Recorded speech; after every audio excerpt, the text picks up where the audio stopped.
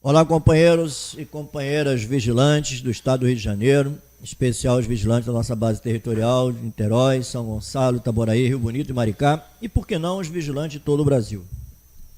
Estamos iniciando mais um bate-papo, mais um programa, e hoje nós teremos a presença aqui do nosso companheiro Paulo Henrique, Dr. PP, vice-presidente aqui do Sindicato dos Vigilantes de Niterói, para conversar um pouco conosco, falar um pouco sobre o que ele pensa para a categoria, como ele vê hoje os problemas que a gente vem sofrendo, não só na nossa base territorial, mas no estado do Rio de Janeiro. Então hoje nós vamos ter um bate-papo com o nosso grande e líder companheiro Paulo Henrique, Dr. PP. Boa tarde, Paulo. Boa tarde a todos, boa tarde, Cláudio, a você que está nos ouvindo aí pela rádio, na programação. Vamos aqui trocar uma ideia, né, e tentar passar para os companheiros a nossa visão em relação ao que a gente vê do futuro da nossa categoria e do futuro da classe trabalhadora.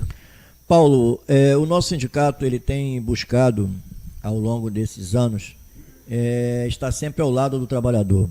Ele tem sempre buscado defender direitos dos trabalhadores, combater clandestinidade, combater irregularidade, combater tudo aquilo que alguns empresários, que não são todos, alguns empresários fazem com o trabalhador. E você tem tido uma participação importante nisso, né? Você tem participado também ativamente no sentido de tentar, junto com os demais diretores do sindicato, a gente conseguir fazer com que as empresas respeitem um pouco, não só o sindicato, mas também os trabalhadores. E eu queria entrar numa seara muito importante, que é, Paulo, a situação que a gente está vendo por aí, que é a questão do desvio de função, né? A gente tem hoje supermercados, a gente já encontrou e já conseguiu mudar em shoppings, vários setores que a gente encontra e chega lá, a gente vê o cara fardado, né, coturno, calça, roupa direitinho, com assim, uma farda mesmo, e aí você chega para conversar com o cara achando que ele é vigilante, e ele diz: não, eu sou fiscal de piso, eu sou fiscal de loja, eu sou controlador de acesso, né?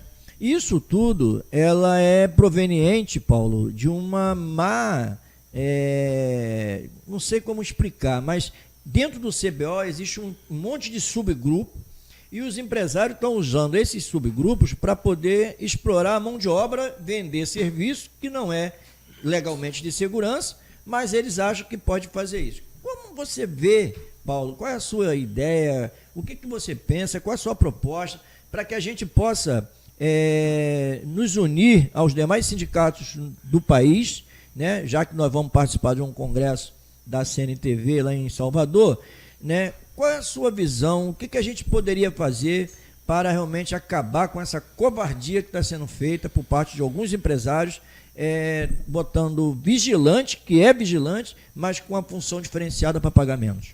Bem, Cláudio, a primeira providência que nós temos que ter é uma reformulação da nossa lei, ou seja, uma modernização da nossa lei, que é uma lei arcaica, de 1983, e que precisa ser modernizada para poder atingir esse tipo de trabalhador que é lesado, né?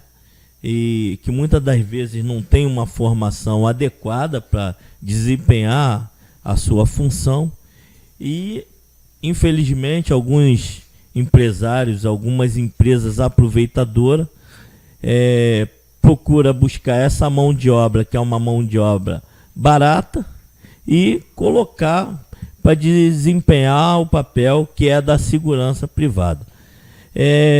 Bem sabemos que temos aí uma lei, que é o Estatuto da Segurança Privada, que até agora não conseguiu chegar e lograr o seu objetivo, que dentro das normativas ali estabelecidas haveria uma criação de emprego, haveria penalidade para essas más pessoas, esses maus empresários que contratam essa mão de obra e coloca né, no mercado, gerando assim uma desestabilização muito grande, porque a gente observa lá dentro dos requisitos da lei que quando a lei foi implementada lá em 1983, ela foi para um objetivo. E hoje nós vemos que temos vários campos de trabalho e que não são alcançados por essa lei.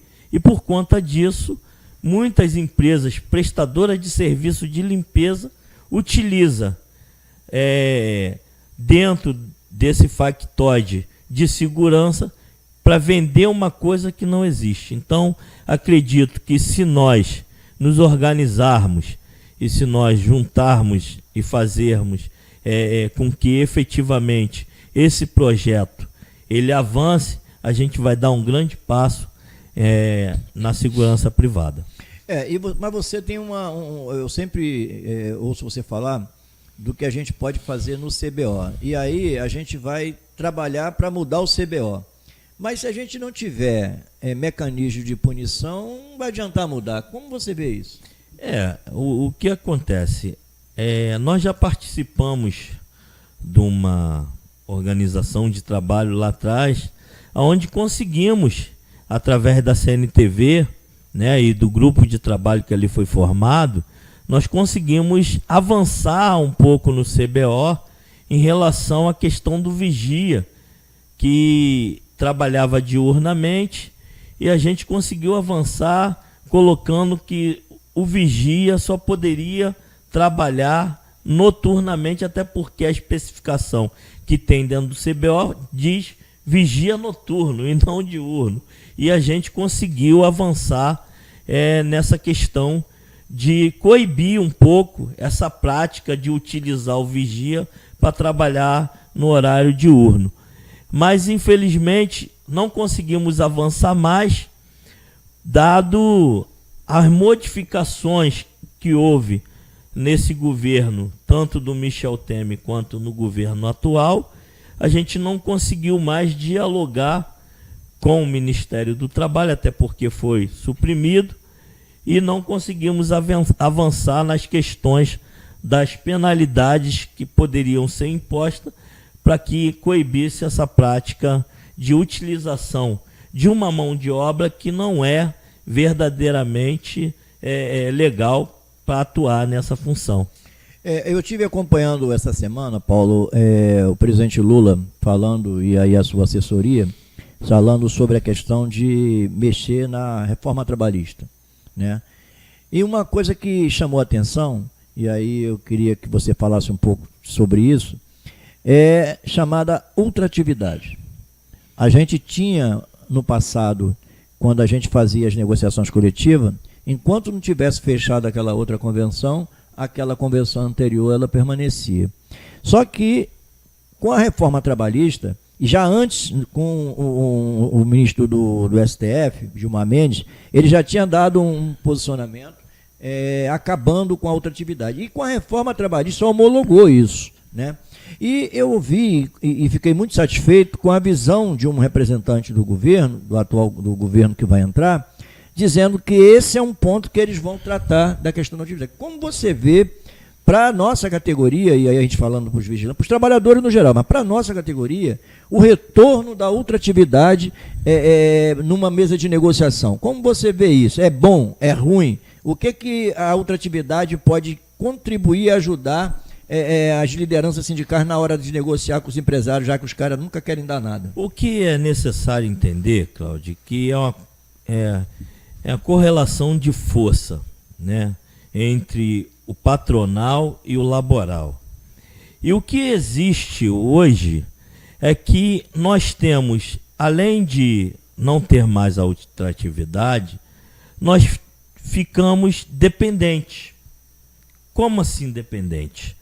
Por exemplo, a gente foi para uma negociação coletiva de trabalho, aonde o patrão ele endureceu a negociação e a gente não pôde entrar na justiça para instaurar o dissídio coletivo, porque a gente fica na dependência do patrão se ele concorda ou não com a instauração do dissídio coletivo. Então esse é um outro ponto que a gente vai ter que abordar. Sim, e aí a ultratividade, ela dá esse equilíbrio para nós trabalhadores, quando em negociação coletiva nós não conseguimos avançar na questão de chegar a um termo.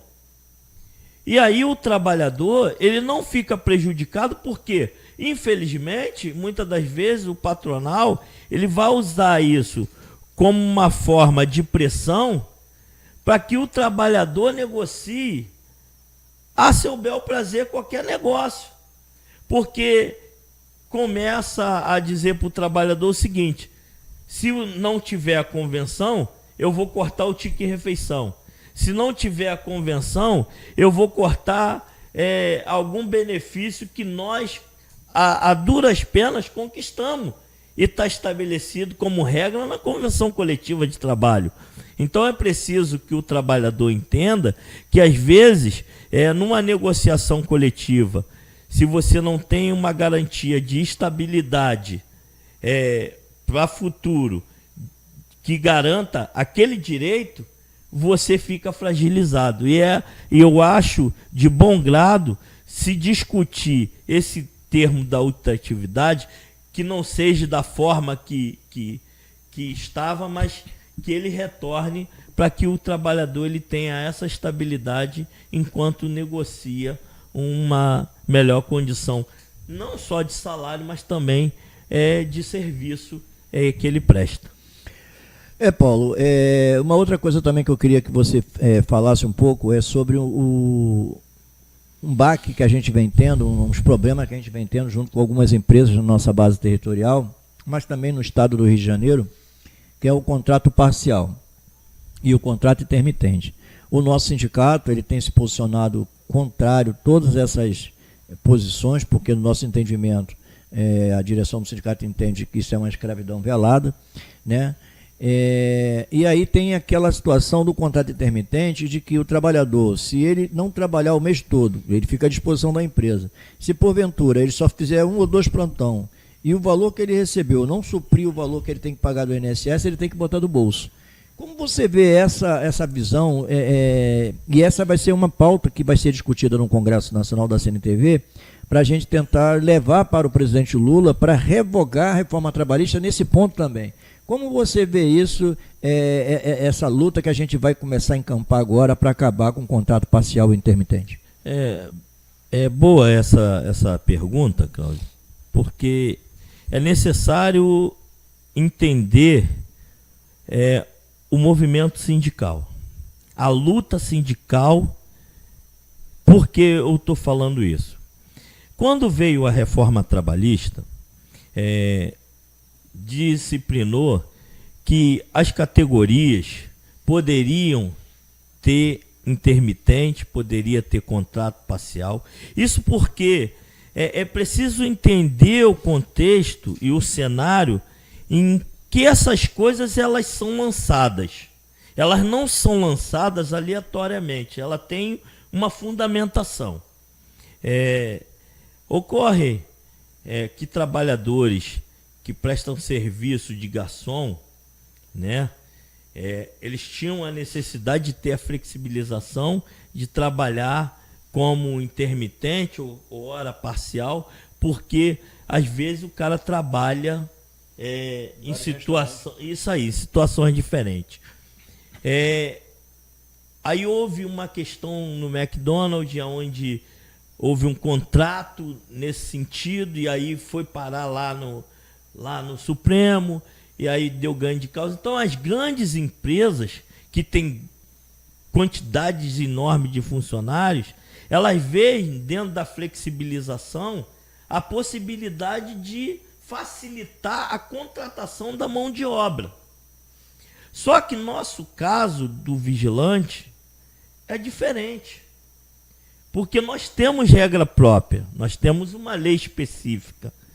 E aí, quando a gente fala em fortalecer e discutir isso em âmbito nacional, e por isso as entidades sérias vão para o Congresso para tirar um alinhamento e um posicionamento, é porque você vê que os aeronautas ficaram de fora da situação.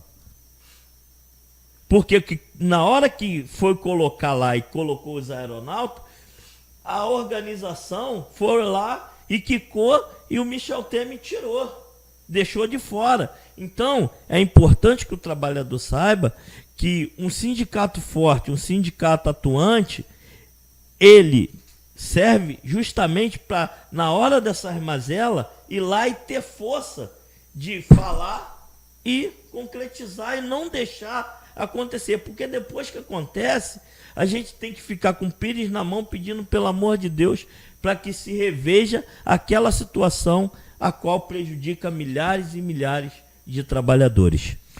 Paulo, a gente já está caminhando já para o final da nossa entrevista, do nosso programa. Eu queria que você falasse um pouco para a nossa categoria, na nossa base territorial. Né? Hoje, esse ano, nós estamos completando 3 anos praticamente de existência da nossa rádio. Né? Foi uma luta muito grande, uma conquista muito grande, né? Porque uma coisa interessante, na época da reforma trabalhista, todos os sindicatos falavam para os vigilantes de que a reforma trabalhista era um mal que estava vindo, que acabaria com o nosso segmento, que está acontecendo isso, prejudicaria a classe trabalhadora, mas os trabalhadores estavam preocupados muito mais naquele momento com o fim do imposto sindical. Todo mundo achava que acabando o imposto sindical acabaria os sindicatos. Né? E nós, aqui no Sindicato de Niterói, nós mostramos que realmente a visão deles era totalmente distorcida, porque nós conseguimos nos manter, e foi após a reforma, a criação da reforma trabalhista, após acabar o imposto sindical, que nós montamos essa rádio. Fizemos um investimento, compramos tudo que está aqui hoje, pertence aos associados, montamos um estúdio, e hoje nós temos um programa, que é o programa Sintonia do Trabalhador, voltado para a classe trabalhadora, em especial para os vigilantes, e o esclarecimento que a gente vem tendo.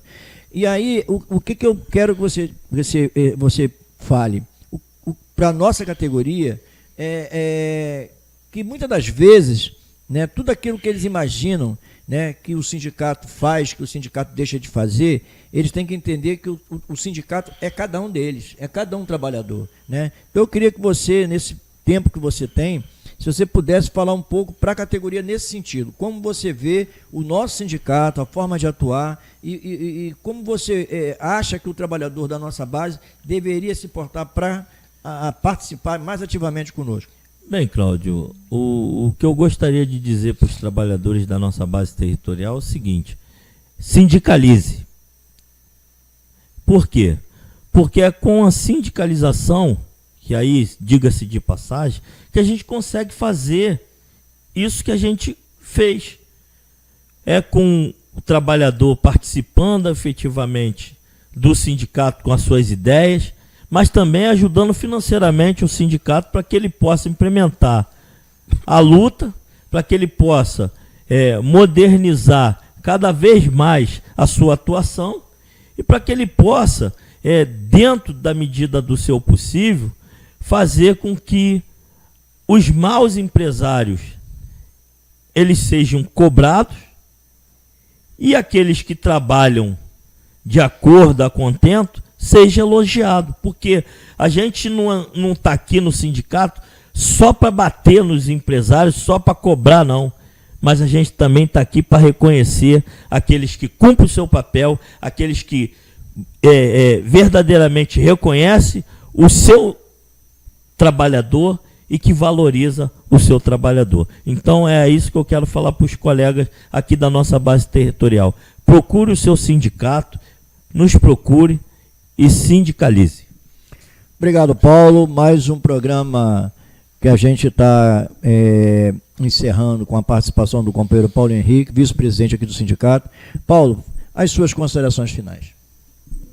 Bem, que nós possamos ter no dia 24 e 25, que vamos participar de um congresso, onde possamos tirar de lá excelentes ideias, que sirva como bússola para que a gente volte mais esclarecido, volte com mais ânimo e com mais gás para poder lutar por essa categoria que é tão sofrida, e que possamos, já que está chegando o Natal, desejar aí um bom Natal a todos os familiares, a todos, e que nós tenhamos sucesso na nossa caminhada.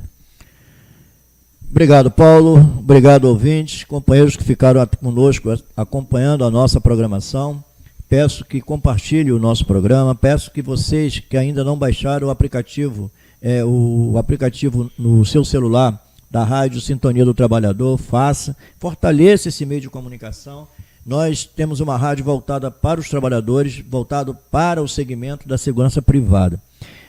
Temos alguns objetivos a partir do ano que vem, né? Pretendemos fazer algumas coisas que nós vamos divulgar futuramente, mas é importante que a gente tenha nesta rádio, né, um meio de comunicação, onde eu já disse e volto a dizer, aqui não tem fake news, aqui a gente fala a verdade, aqui a gente fala aquilo que o trabalhador precisa saber, ele precisa ter conhecimento. E eu sempre falo para os vigilantes quando eu encontro com eles na rua, leiam uma convenção coletiva. É na convenção coletiva que você vai ver os seus direitos. A convenção coletiva hoje é uma bíblia.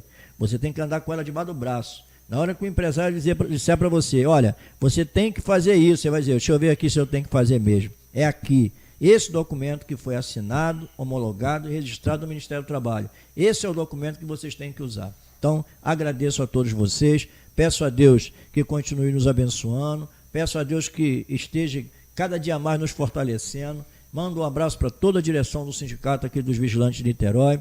Mando um abraço para toda a direção da Confederação Nacional dos Vigilantes, todos os sindicatos vigilantes do Estado do Rio de Janeiro, toda a direção dos sindicatos, né? Que Deus possa realmente, nesse final de ano, nos dar paz, saúde, para que a gente possa continuar sempre fazendo o que a gente gosta de fazer, defender o trabalhador. Porque só quem sabe o que um vigilante sofre no posto de serviço é um outro vigilante. Um abraço a todos vocês.